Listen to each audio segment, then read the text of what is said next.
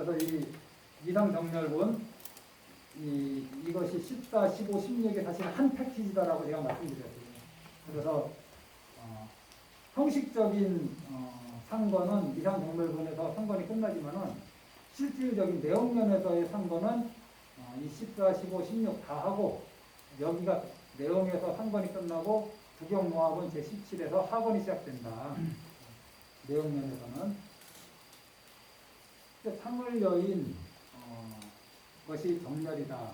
이것이 반야고 이것이 여기에 도달한 사람을 부차라고 한다. 그리고 이러한 것을 말씀해 놓은 것이 이 금강경이다. 그러니 이 금강경을 수지독성하면 얼마나 좋은 일이 생기는가? 그거에 대한 이제 부수적인 설명입니다. 수보리야 만약 어떤 선남자 선녀인이 오전에 항아의 모래수와 같은 많은 몸으로 도시하고 낮에 또 항아의 모래수와 같은 몸으로 도시하며 저녁에 또한 항아의 모래수와 같은 많은 몸으로 도시해서 이렇게 하기를 한량없는 100천만억 것 동안 몸으로서 도시하더라도 만약 다시 어떤 사람이 이 경전을 듣고 믿는 마음이 거슬리지 아니하면 그 복은 앞의 복보다 훨씬 뛰어납니다. 그런데 하물며 이 경전을 쓰고 출판하여 받아들이고 읽고 외워서 널리 여러 사람들에게 해설하여 주는 일이겠는가. 사경 좀 하루에 그냥 한 10분, 20분씩이라도 부처님 말씀을 사경하는 것이 좋습니다. 금강경을 다 사경 못하겠으면은 사국에만이라도 사경하라고 하잖아요. 하루에 한 번 사국에 사경하는 게 어렵지는 않잖아요. 한 번 사경한다고 해서 그 뜻이 확 마음에 들어오진 않겠지만은 이것이 오늘도 하고 내일도 하고 내일 모레도 하고 마치 제가 자해경을 말씀드리면서 오늘도 자해관하고 내일도 자해관하고 3일 뒤에도 자해관하고 1년 뒤에도 자해관하면은 점점 그것이 자기 몸에 부합되기 시작할 것이다. 어찌 처음 하는 날 그 자해관의 실체가 다 드러나면 나와 한 몸이 되겠는가요? 175쪽 수고리야 육정만을 말한다면 이 경을 상상할 수 없고 설명할 수도 없고 끝도 없는 공덕이 있느니라. 열애가 대승의 마음을 낸 사람들을 위하여 이 경을 설하며 세상 중의 마음을 낸 사람을 위하여 이 경을 설합니다. 읽겠습니다. 만약 어떤 사람이 이 경을 받아들이고 읽고 외우며 널리 많은 사람들을 위하여 설명한다면 열애는 이 사람이 헤아릴 수 없고 일컬을 수 없고 끝도 없고 상상할 수 없는 공덕을 성취하였음을 모두 알고 모두 보노라. 이러한 사람들은 곧 열애의 최상의 깨달음을 온몸으로 짊어진 것이 된다. 왜냐하면 수보리야 만약 작은 법을 좋아하는 사람은 나라는 소견, 남이라는 소견, 인생이라는 소견, 수명이라는 소견에 집착하여 곧 이 경을 듣고 받아들이거나 읽고 외우지 못하며 다른 사람들을 위하여 설명하여 주지도 못할 것이기 때문입니다. 하나 더 읽겠습니다. 수보리야 어떤 곳이든 만약 이 경전만 있으면 일체 세상의 천신들과 사람들과 아수라가 반드시 공양하여야 한다. 마타니알라 이곳은 고 부처님의 탑을 모신 곳이 된다. 모두를 반드시 공경하고 예배를 드리며 주의를 돌면서 여러 가지 꼭다양으로 그곳을 장엄하여야 합니다. 그래서 권사님 사무실 들어가시면은 어디 한쪽에 이렇게 선반 같은 거를 만들던지 아니면은 뭐 해서 금강경 같은 경전 놓고 부처님을 안 모시더라도 내 생계가 이루어지는 곳, 내 가족하고 직접적인 연관이 있는 곳에 금강경 이렇게 모셔놓고 들어가면서 합장 한번 하고 금강경 쪽에 그러고 앉아가지고 다른 일 하기 전에 범소유상 대시험만 약견재상비상 직견열애 만약에 이 사고기를 한번 쓰고 그 뜻을 풀어서 쓰면 더 좋고 그러고 나서 자기 일을 하면은 일도 간단하고 좋잖아요.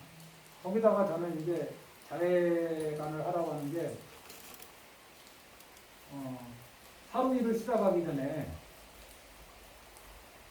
앉아가지고 내가 저기에서 벗어나고 신체적 고통에서 벗어나고 정신적 고민에서 벗어나서 행복하리라 그래요. 내 아내가 저기에서 벗어나고 신체적 고통에서 벗어나고 정신적 고민에서 벗어나서 행복하기를. 아들 이름을 불러주면서 하면 좋죠. 아들 뭐 길동이가 저기에서 벗어나고 신체적 고통에서 벗어나고 정신적 고민에서 벗어나서 행복하기를. 또 딸이 있으면 딸 이름 부르면서 그렇게 해주고, 그 다음에 직장 갔잖아요. 그러면은 시간이 있으면은 직장 인원이 한 5명이라 그러면 한 명 한 명 또 나이 순으로 저 사람이 뭐 이름을 뭐라고 할까? 하군이라고 한다면 하군 고사님이 저기에서 벗어나고 신체적 고통에서 벗어나고 정신적 고민에서 벗어나고 행복하기를. 또 옆에 있으면 운학고사님이 있으면 운학고사님이 저기에서 벗어나고 신체적 고통에서 벗어나고 정신적 고민에서 벗어나고 행복하기를. 그렇게 해서 직원이 있으면 직원 나라 다 해줘. 직원이 좀 많아서 그건 일이 많으면 어떻게 되냐? 이 공간에 있는 모든 사람들이 저기에서 벗어나고 신체적 고통에서 벗어나고 정신적 고민에서 벗어나서 행복하기를. 이렇게 하고 하루 일과를 시작하면은 그렇지 않겠냐? 그것을 하는 하루와 그것을 하지 않고 살아가는 하루가 남들이 볼 때는 비슷할지 몰라도 이것이 쌓이고 쌓이다 보면은 전혀 다른 삶을 불러올 것이다. 왜냐하면은 인연할 때 연을 다른 걸 갖다 댔기 때문에 결과가 바뀌거든요. 결과가 정해지지 않았기 때문에 이런 연을 자꾸 갖다 대면은 결과는 좋은 결과가 계속 나오게 돼 있습니다. 근데 여기서는 금강경이니까 자꾸 금강경 경전을 존중하라 그러니까 자주 금강경을 설법하는 곳에 가서 법문을 듣고 금강경을 내가 독송하고 이런 게 제일 좋죠. 그 다음에 사경하면 더 좋고 거슬리지만 않아도 좋다고 하니까 난 금강경 싫어 이러지만 않아도 좋다고 하는데 하물며 바다진이고 읽고 외우고 그럼 얼마나 좋아요. 복이 많다 하잖아요. 거기다가 사경까지 한다면 조금 하다가 지겨우니까 안 할 수 있어요. 이거 한다고 뭐 바뀌는 것 같지도 않고 좀 기대하는 마음이 자꾸 작동하니까 이거 하다가 많은 거거든요. 그래서 뭔가 될만 할 때 멈추고 될만 하면 또 멈추고 그런 경우가 많다. 자, 16 능정악장도 또 수보리야 선남자 선여인이 이 경전을 받아 읽고 읽고 외우는데 만약 남에게 업신여김을 당한다면 이 사람은 전생의 죄악으로 반드시 지옥이나 아니나 축생에 떨어질 것이지만 전생에 남에게 업신여김을 당함으로써 전생의 죄악이 곧바로 소멸하고 반드시 최상의 깨달음을 얻게 되느니라. 이게 얼마나 큰 선물입니까? 금강경을 독송하고 금강경 가르친 대로 살아가는 것에 이거는 마치 무기징역을 할 사람한테 그냥 벌금 얼마 내고 상세시키는 거 똑같은 거 아닌가요? 무간지옥에 떨어질 사람을 그냥 남한테 업신여김 한번 받는 것으로 상세시켜버리니까 이 금강경의 이 위대함이 이 가르침의 그냥 위대함이 대단한 거죠. 하물며 이 가르침을 이해한다면은 통달무합을 되어버리면 바로 이 경전을 설하신 부처님하고 똑같은 문제가 되는 거죠. 어마어마한 내용이에요, 사실은. 개로 태어날 수밖에 없는 업인데 사람으로 태어나게 하고 그것도 부자로 태어나게 한다면은 내가 어떤 행위를 해서 대단한 일 아닙니까?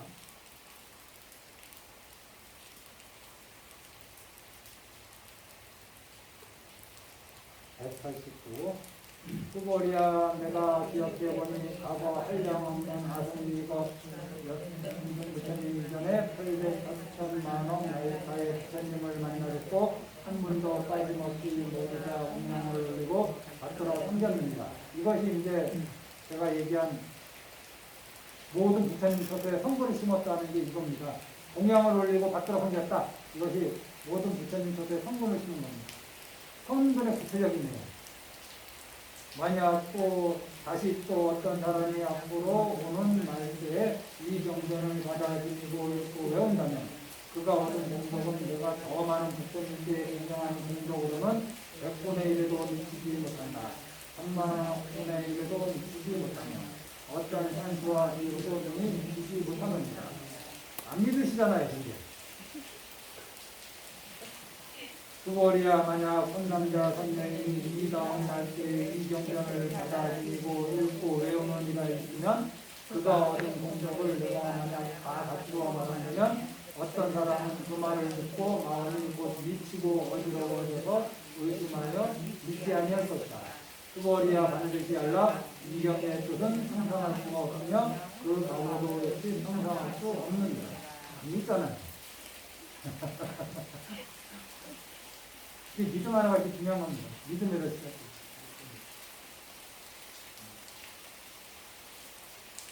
이제 내용면에서는 이제 중간전의 선거는 이제 끝난 겁니다. 다시 이제 지금까지는 부처님이 설법해 주시고 법문을 듣는 이들이 차근차근 따라가서 어디까지 왔느냐? 이제 무화를 통달하는 그 앞단계까지 온 거예요. 그래서 부경무화부까지 이제 법문 듣는 이들의 수준이 이제 올라온 겁니다.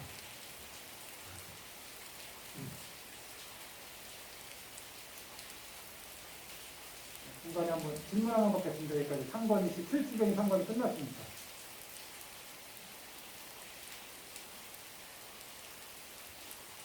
자, 그러면 199쪽 읽어보겠습니다. 하나 더 남겨서. 이제 다시 이제 3권 끝나고 4권 시작된다고 말씀드렸듯이 앞에서 한 얘기 그대로 반복하는 부분이 되게 많습니다. 그렇게 이해하시고. 그때 수거리가 부처님께 가려웠습니다. 대존이시여 선남자 선녀이니 세상의 깨달음에 대한 마음을 일으키는 어떻게 머물며 그 마음을 어떻게 항복받아야 합니까? 부처님께서 수거리에게 말씀하셨습니다. 만약 선남자 선녀이니 세상의 깨달음에 대한 마음을 일으키는 반드시 이와 같은 마음을 내어야 한다. 나는 반드시 일체 중생들을 다 대도하더라. 그리고 일체 중생들을 다 대도하였으나 한 중생도 실은 대도한 것이 없노라 라고 하라. 왜냐하면 수벌이야 만약 보살이 나라는 상가 남이라는 상가 중생이라는 상가 생명에 대한 상이 있으면 곧 보살이 아니기 때문입니다. 왜냐하면 수벌이야 실로 고정된 법이 있어서 세상의 깨달음에 대한 마음을 낸 것이 아니기 때문입니다. 앞에 내용 그대로 빌려오신 겁니다.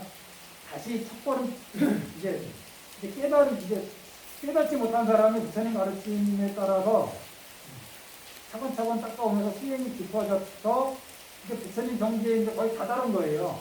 그러니까 이제 다시 처음으로 돌아가서 훑어보는 거죠. 자, 읽어보겠습니다. 수고리야 그대는 어떻게 생각하는가? 열애가 연등 부처님의 처소에서 어떤 고정된 법이 있어서의 세상의 깨달음을 얻었는가? 아닙니다. 대변이시여. 제가 부처님께서 말씀하신 뜻을 이해하기에는 부처님께서 연등 부처님의 처소에서 어떤 고정된 법이 있어서 세상의 깨달음을 얻은 것이 아닙니다. 부처님께서 말씀하셨습니다. 사실 그러합니다. 수고리야 실로 어떤 고정된 법이 있어서 열애가 세상의 깨달음을 얻은 것이 아닙니다. 그럼 무엇을 얻었겠는가? 아와 법이 공함을 스스로 터득했다고 봐야죠. 연등 부처님이 어떤 법을 냈다 하고 던져주신 게 아니라 그 부처님의 가르침에 따라서 통달 무아법의 경지에 들어가시는 거죠. 부처님이 던져주시는 가르침은 참 무량하지만은 누구는 전혀 들으려고 하지 않고 누구는 비방하고 누구는 거기서 어떤 부분만 취하고 또 누구는 부처님 가르침에 또 어떤 부분만 취해서 딱 자기 의지에 맞춰서 부처님 법을 취하거든요. 그 외의 것은 마치 부처님 말씀이 아닌 것처럼 치부하고 사는 경우가 되게 많습니다.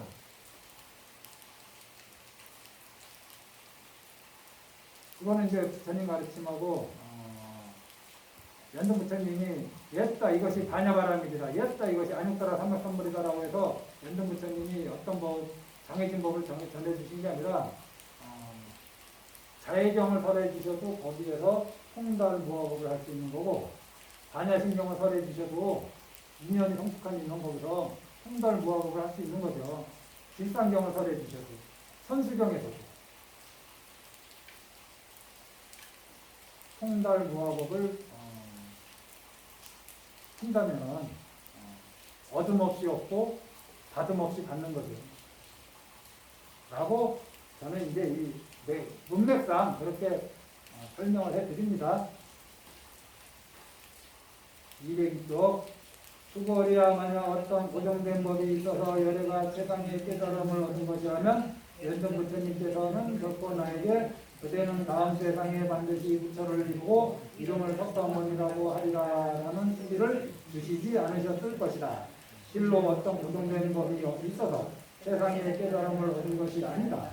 그래서 연등 부처님께서는 나에게 수기를 주시며 말씀하시기를 그대는 이 다음 세상에 반드시 부처를 이루리니 그 이름을 석가모니라고 하리라라고 하셨느니라. 왜냐하면 열애라고 하는 것은 모든 법이 여유하다는 뜻이기 때문이다. 제법 여의 하나 더 나왔네. 순간에 제법 무와 제법 여의 뜻이 뭐 어렵다 하더라도 다 여기에서 여의, 무와 공상, 실상 여기에서 가장 내가 이해하기 쉬운 단어가 있을 거 아니에요. 어? 그것이 나머지 개념하고 똑같다고 보시면 돼요. 글자가 틀릴 뿐이지.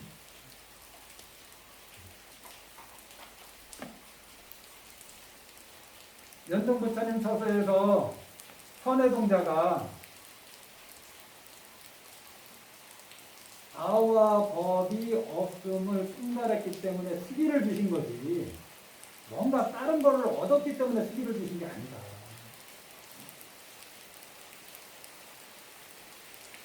무엇이 없음을 알았기 때문에 수기를 주신 거지. 무엇을 얻었기 때문에 수기를 주신 게 아니에요. 그런데 우리는 이전에 없던 걸 얻었으니까 수기를 주셨겠지 이렇게 생각한단 말이죠. 그래서 얻었다라고 생각한다면 수기를 주시지 않을 것이지만은 아와 법이 없음을 통달했기 때문에 내가 부처가 되고 소를 석가모니가 아니라 이렇게 수기를 주셨다. 이런 말씀, 이런 문맥으로 이해하시면 일단 좀 맞지 않겠나. 제가 정확한 해석이라고 감히 말씀드리지는 못하고 참고만 하시기 바랍니다.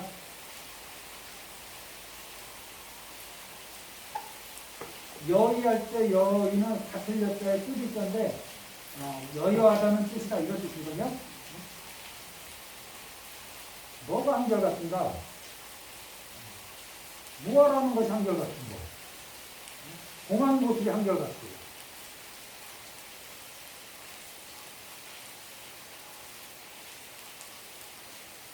이백 5쪽이죠. 그러므로 만약 어떤 사람이 열애는 세상의 깨달음을 얻었다라고 말하더라도 후벌이야. 실로 고정된 법이 있어서 부처님이 세상의 깨달음을 얻은 것이 아니다. 후벌이야 열애가 얻은 세상의 깨달음은 여기에 실다움도 없고 헛됨도 없습니다. 그러므로 열애가 말하기를 일체 법이 모두 다 불법이다라고 하느니라. 이 불법할 때 이 불은 부처고 법은 가르침입니다. 이것이 불법이 우리는 불법하면 그냥 가르침으로 이해하잖아요. 그런데 한문에서 이제 그렇게 치기가 되면 요 경우는 이때 불은 부처라는 것을 법. 그래서 앞에서 석가모니 부처님이 이라고 석가모니 부처님 또 석가모니가 호를 받는 수기를 받았다. 이런 이럴 때 이 불이고 또 연정 부처님한테 얻은 법이 있느냐 없느냐, 받은 법이 있느냐 없느냐 이렇게 해서 불과 법을 나누어서 이해를 하시는 것이 조금 문맥상 맞다. 그냥 불법이다 그러면 우리는 가르침만 생각하는데 이거는 붓다와 발막 이렇게요. 이렇게 이해하시는 것이 맞다. 부처와 가르침.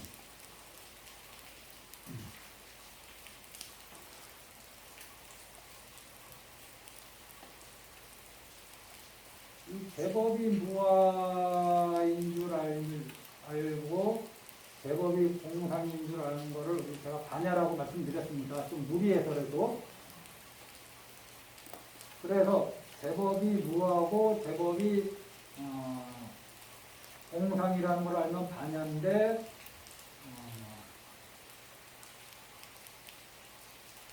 이것을 깨달은 사람을 우리는 부차라고 그러고 이것으로 이러한 이치를 담은 말씀이나 어떤 진리를 법이라 그러는 거죠.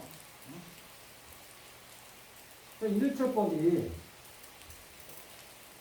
깨달은 분의 입장에서는 부처 아닌 사람이 없는 거고 깨달은 사람의 입장에서는 가르침, 진리 아닌 것이 없는 거죠. 우리 그런 말 많이 하잖아요. 부처의 눈에는 뭐라 그래요? 부처만 보이고 대지의 눈이라 그러나 중생의 눈에는 중생만 보인다고.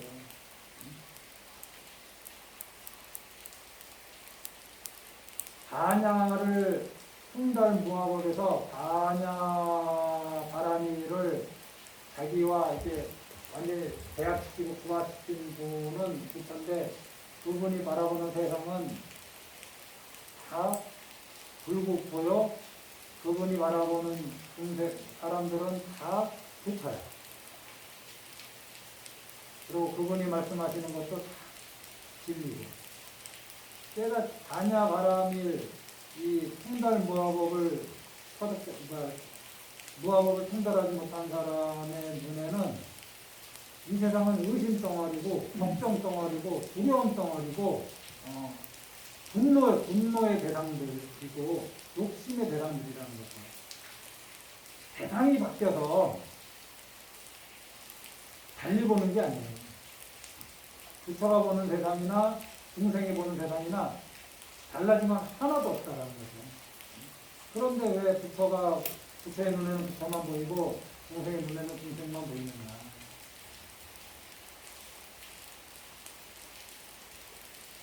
미력팔도 수보리아 이른바 일체법이라는 것은 곧 일체법이 아니다. 그러므로 그 이름이 일체법입니다. 수보리아 비화자는 사람의 몸이 아주 큰 것과 같습니다. 수보리가 다되었습니다. 세존이시여 여래께서 말씀하신 사람의 몸이 아주 크다라는 것도 곧 큰 몸이 아니며 그 이름이 큰 몸일 뿐입니다. 하나 더 읽겠습니다. 수보리아 보살도 이와 하나니 만약 나는 한량없이 많은 중생들을 제도하노라 말한다면 이는 곧 보살이라고 이름할 수 없느니라. 왜냐하면 수보리아 실로 어떤 부정된 것이 있어서 이를 보살이라고 이름하는 것이 아니기 때문입니다. 그러므로 열애가 말하기를 일체법이 나도 없고 남도 없고 중생도 없고 신용도 없다고 하느니라. 수보리아 만약 보살이 말하기를 나는 반드시 세상을 경험하노라라고 한다면 이는 보살이라고 이름할 수 없느니라. 왜냐하면 열애가 말하는 세상을 경험한다는 것은 곧 경험이 아니고 그 이름이 경험일 뿐이기 때문입니다. 수보리아 만약 보살이 무아의 이치를 충달하였다면 열애는 이 사람을 진정한 보살이라 이름하느니라. 원문 볼까요? 그 위에 쭉 위에 보면은 원문 끝에 보면은 통달 무아법자 열애 설명 진시보살이라 되어 있잖아요. 그래서 금강경에서 가르치고자 하는 이제 글자를 몇 글자를 딱 쓰면 통달 무아법이에요. 통달 무아법. 아와 법이 없음을 통달하는 것. 이것이 진짜 보살이야. 반야바라밀을 실천하는 보살이라는 뜻이죠. 그러면 반야바라밀이 뭐냐? 통달 무아법이죠. 이렇게 그냥 논리적으로 그냥 풀어나는 겁니다. 그래서 도량 어디에 복을 지으면서 복 짓는다는 그 관념이 있으면은 중생이고, 복 짓는다는 관념에 머물지 않고 복을 계속 지어나가면은 이건 이제 보살이죠. 근데 복 짓는다는 관념이 없다라는 게 뭡니까? 풍달무화법 아닙니까? 뭐 굳이 다른 말로 설명 안 한다면 무주상이 바로 풍달무화법 아닙니까? 풍달무화법에서 나오는 그 모양의 무주상 아닌가요?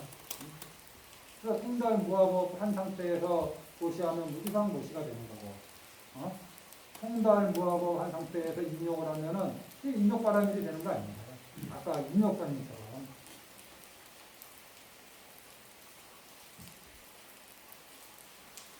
아공과 법공을 다른 데에서 설명하시는 걸 좀 들어보시면은 읽어봐도 잘 개념이 잘 안 있으실 거예요. 도대체 뭐가 뭔지. 그래, 제가 자꾸 힌트를 드리는 거예요. 요 하나 줄기를 붙잡고 앞으로 보실 책들, 설명들을 참고하시라고. 이게 불교를 이해하는데 좀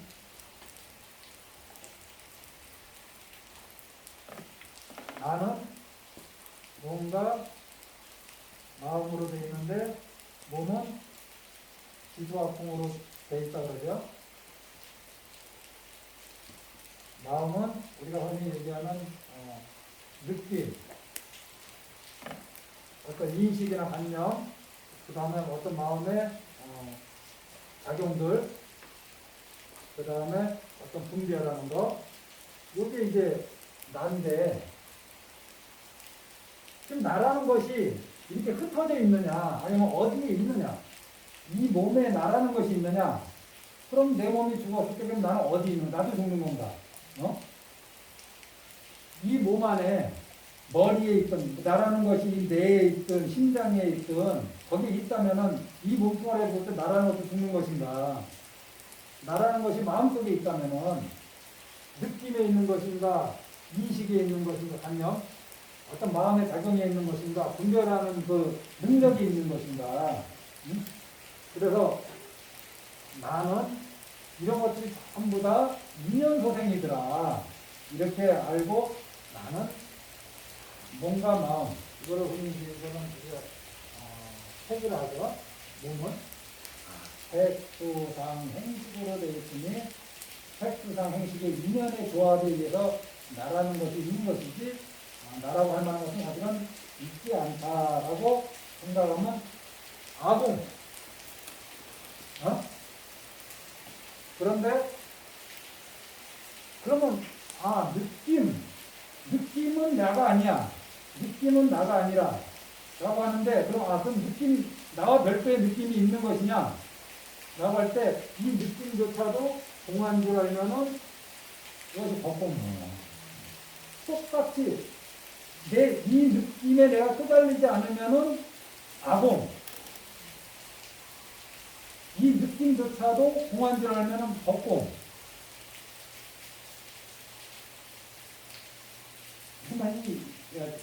제가 뜻을 모르니까 설명하기가 참 어려워요.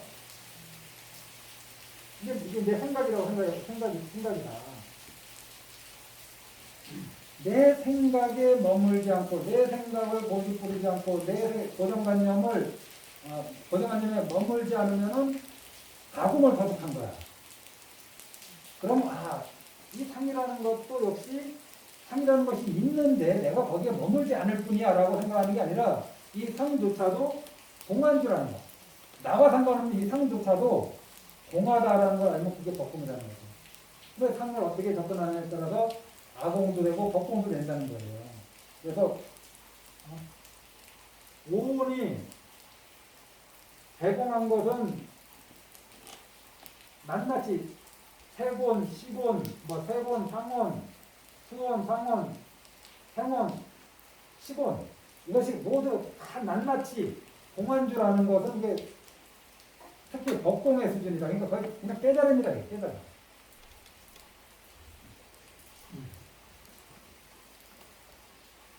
자, 좀 이해 안 되는 부분이 있으면 그 좋은 겁니다. 금강경 보고 다 알겠다 하는 순간에 이 금강경을 오히려 전혀 모르는 경우일 수 있거든요. 도대체 스님이 뭔 말하는지 모르겠다. 또는 알 듯한데 또 뭔 말하면 또 모를 듯하고 막 갈팡질팡 하는 게 이게 금강경 공부의 재미예요. 누구나 또 이 시행착오를 겪고 저도 지금 시행착오를 겪고 있는 과정이고 제가 다 알아서 설명드리는 거겠습니까? 자, 일체 중간본 한바탕으로 똑같이 보기 때문에 다 보실 수 있는 거죠. 215쪽. 수보리야 그대는 어떻게 생각하는가? 열애가 유관이 있는가? 그렇습니다. 저분이시여 열애께서는 유관이 있으십니다. 수보리야 그대는 어떻게 생각하는가? 열애가 천안이 있는가? 그렇습니다. 저분이시여 열애께서 천안이 있으십니다. 수보리야 그대는 어떻게 생각하는가? 열애가 해안이 있는가? 그렇습니다. 저분이시여 열애께서 해안이 있으십니다. 자, 여기에서 유관과 천안은 일종의 복의 동력이라고 보면 되거든요. 그냥 사람으로 태어나면 유관이 있죠. 축생으로 태어나도 유관이 있잖아요. 천상에 태어나면 천안이 있는 거고. 저러저러 사람마다 조금 신통이 개발된 사람은 천안까지는 얻을 수 있어요. 특별히 신통을 개발하면. 근데 이거는 이제 업력에 의해서 이렇게 나타나는 경우가 많죠. 유관과 천안은 업력에 의해서 나타나는 경우도 있고 주로 업력에 의해서 나타나죠. 그다음에 수행에 의해서 천안이 드러나는 경우도 있고 해야는 그래서 제가 이건 아공을 터득한 지혜가 아닐까. 뒤에 나오는 법안은 법공을 터득한 지혜가 아닐까. 불안은 이 모든 것이 다 하나가 된 그런 부처님의 지혜의 안목, 지혜의 눈 이렇게 되는 것이 아닐까라고 저는 추측을 한번 말씀드려봤습니다. 부처님들도 그걸 참고해서 어른들의 설명을 잘 들어보시고 한번 이해해 보시기 바랍니다. 220쪽 수고리야 그대는 어떻게 생각하는가? 저 항아의 모래에 대해서 열애가 말한 적이 있는가? 그렇습니다. 세존이시여 열애께서는 저 그 모래에 대해서 말씀하셨습니다.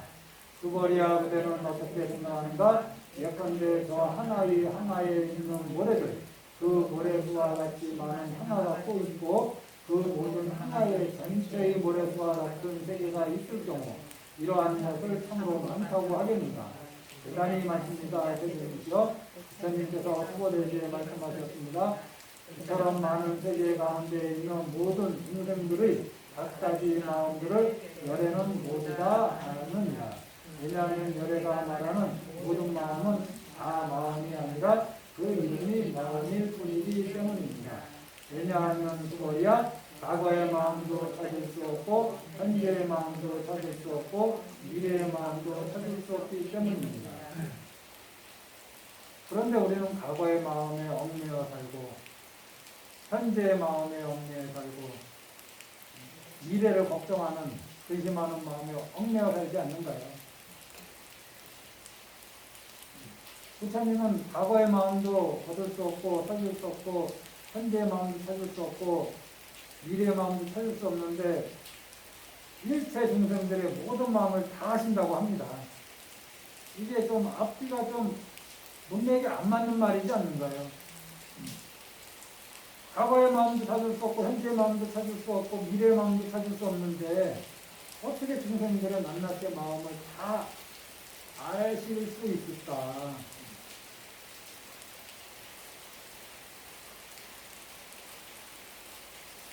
숙제죠. 금강경을 공부해서 이 수행이 깊어져서 통달무화법이 되면은 이것이 무슨 뜻인지 이해될 거라고 생각합니다. 그거를 계속 설명해봤자 제가 모르는 것을 계속 콜라 맛을 저도 못 봤는데 콜라 맛을 보지 못한 분들한테 콜라 맛을 계속 구체적으로 설명한 것 자체가 약간 오류 아닌가요? 그래서 자기가 콜라가 있다라는 거를 제가 갈 줄 알았으니까 같이 가보자 이거죠. 콜라 있는 곳으로 콜라 마셔주자.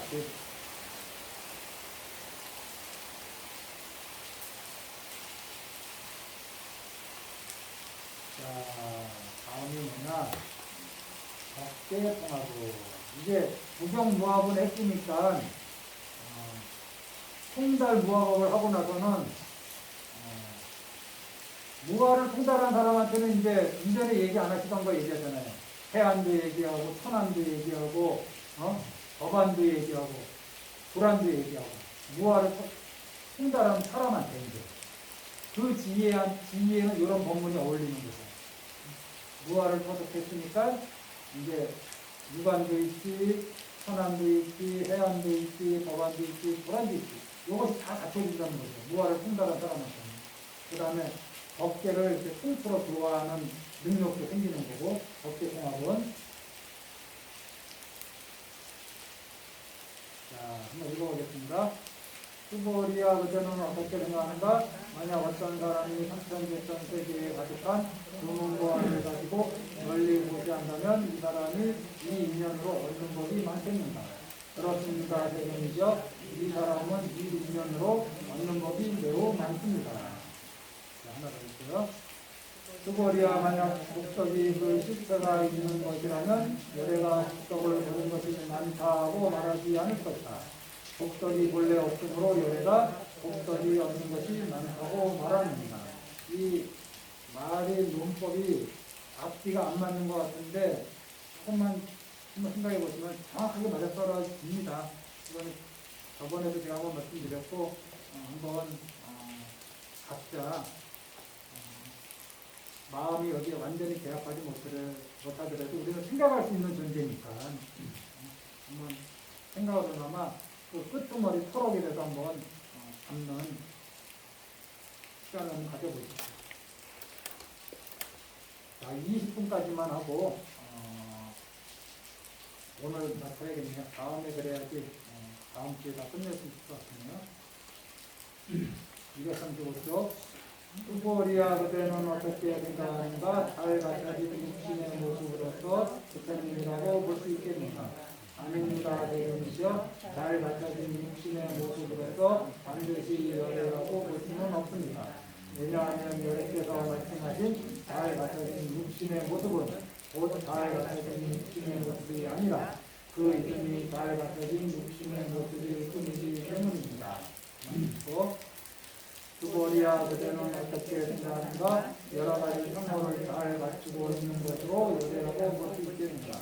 아닙니다. 대견이시여 여러 가지 형호를 잘 갖추고 있는 것으로 반드시 열애라고 볼 수는 없습니다. 왜냐하면 열애께서 말씀하신 여러 가지 형호를 잘 갖추고 있다는 것은 곧 여러 가지 형호를 잘 갖추고 있는 것이 아닙니다. 그 이름이 여러 가지 형호를 잘 갖추고 있는 것일 뿐이기 때문입니다. 제가 한번 이런 말씀 드렸어요. 30 이상 80종으로 부처를 볼 수 있다 없다? 없다. 중앙경의 가르침 아닌가요? 30 이상 80종으로는 겉모양으로는 부처를 볼 수 없다. 그럼 부처님이 나타나실 때 어떤 모습으로 나타나느냐? 30 이상 80종으로 나타나신다. 이 논리적으로 안 맞잖아요. 논리적으로 안 맞아요. 금강경은 이런 내용이 많습니다. 연동 부처님이 수기를 주셨는데 수기 맞은 적이 없다고 얘기하시고 법을 설하셔놓고 설한 법이 없다고 얘기하시고 깨달음을 얻으셔놓고 깨달은 것이 없다고 얘기하시고 이게 도대체 무엇을 말씀하시는 건지 참 알다가도 모를 묘한 영역입니다. 그래서 금강경에 대해서 불신하는 사람은 마장난이 심하다고 얘기하는 사람도 있어요. 근데 이게 무명상 절일체 자리에서 던져진 말이기 때문에 또 하나는 무엇이라고 이름할 만한 정해진 법이 없는데 그것을 언어 문자로 설명하려고 그러니까 이게 쉬운 게 아니에요. 부처님이라고 해도. 이 상황에 없는 언어 문자로 설명할 수는 없는 거 아닙니까? 이 세상에 있는 사람들이 이해할 수 있는 한도 내에서 그 안에 있는 언어 문자로 설명해야 되는데 이 언어 문자의 한계를 벗어난 거를 언어 문자로 설명하려니까 이게 어떤 부분은 접근이 가능하지만 어떤 부분은 아예 접근이 안 되는 부분이 있는 거죠. 이런 부분도 마찬가지예요. 32상 80도로서 열애를 볼 수 있느냐. 열애라고 하는 거는 부처님이라고 하는 거는 다음에 오신 미륵 부처님 32상 80도가 갖추고 오십니다. 부처님이라고 우리가 얘기하는 깨달은 분 말고 우리가 해능 대사도 부처님이라고 생각합니다. 저는 깨달은 분이기 때문에. 하지만 그분의 가르침의 그 범위는 제한적이에요. 석가모니 부처님하고 사이즈가 틀려요. 달마 대사도 깨달은 분이기 때문에 저는 달마 부처님이라고 불러도 상관없는데 그 부처님이라고 부르지 않아요. 부처님이라고 부르는 분은 석가예요. 다른 깨달은 분들은 32상 80종호를 갖추지 않으신 분도 많아요. 그래서 32상 80종호로 깨달음을 봐서는 안 돼요. 달마 스님이나 육조 스님이나 오주 홍인대사나 또 우리가 흔히 얘기하는 많은 역대 조사 스님들 이런 스님들이 다 32상 80종호를 갖추고 태어나신 거 아니거든요. 하지만 그분들의 깨달음의 경지는 부처님하고 똑같다고 저는 믿습니다. 깨달았다고. 하지만 부처님이 이 세상에 출현하실 때는 반드시 32상 80종호로 출현하세요. 미륵 부처님이 출현하실 때도 연동 부처님이 출현하실 때도 저는 그렇게 하지만 그분들이 오셨을 때 32상 80종호로 열애를 보면 또 사견에 떨어지는 이 앞뒤가 무슨 되고 논리가 잘 이어지지 않는 이 부분은 금강경이 우리한테 던져주는 숙제입니다. 49년 동안 설법가지고 설법한 것이 없다라고 말씀하시는 이것이 우리한테 주는 숙제, 이것이 내 고정관념, 내 느낌은 내가 아니다. 우리 그런 말 많이 하거든요. 느낌은 내가 아니다. 인식은 내가 아니다. 그러니까 감정은 내가 아니다. 마음의 작용 내가 아니다. 분별하는 이것 내가 아니다. 이런 말을 많이 하는데 언어 문자로는 얼마든지 설명 가능하지만은 그것이 자기 공부가 되는 거는 또 다른 문제거든요. 말로는 뭐든지 설명할 수 있죠. 설명 가능한 부분에 있어서. 설명할 수 없는 부분은 아무리 말을 갖다 붙여도 이거는 헛바퀴 도는 거고 설명할 수 있는 범위 내에서는 얼마든지 설명할 수 있죠. 하지만은 본인이 그 길을 가는 거하고는 완전히 다른 내용이다. 우리는 그 길을 가자고 이렇게 이 시간에 기오는 날 이렇게 모여서 공부하는 거고 이 자리에 오시지 못했지만은 또 이 길을 같이 가고자 하는 분이 몇 분이라도 계시면은 정말 좋은 일이라고 생각합니다. 다음 주에 또 뵙겠습니다.